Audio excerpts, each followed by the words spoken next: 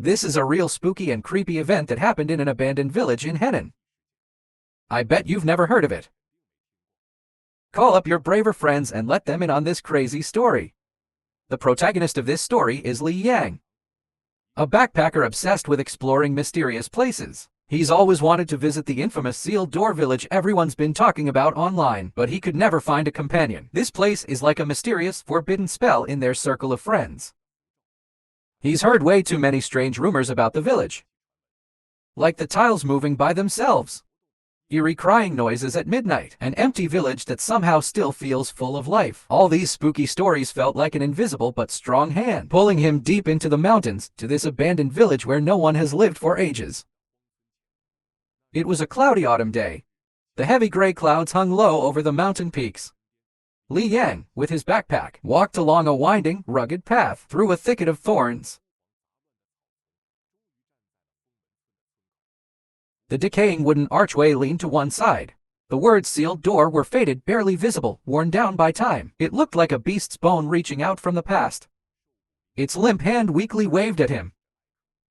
Once inside the village, there was a house nearby. The door creaked in the wind, like an old person groaning in pain.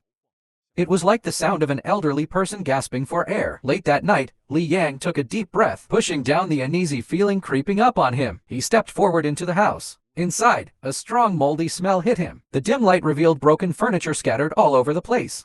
On the wall hung a faded family photo. The faces in the photo were blurry. Only a few pairs of dark, hollow eyes seemed to stare right into his soul. Their gaze pierced through him. It sent chills down his spine.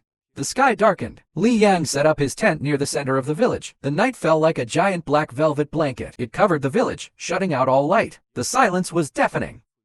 Only the occasional cries of nocturnal creatures broke the stillness. The sounds were so eerie they made his heart race with anxiety. They definitely freaked him out.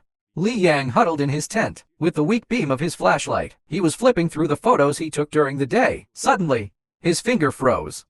In the family photo, the blurry faces now appeared incredibly clear. The twisted faces of the family were creepy smiles. Their eyes were cold.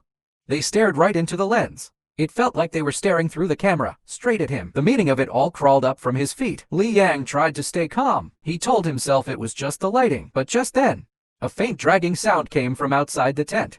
It sounded like someone wearing old shoes, slowly dragging their feet in circles. He grabbed his flashlight, carefully unzipped the tent.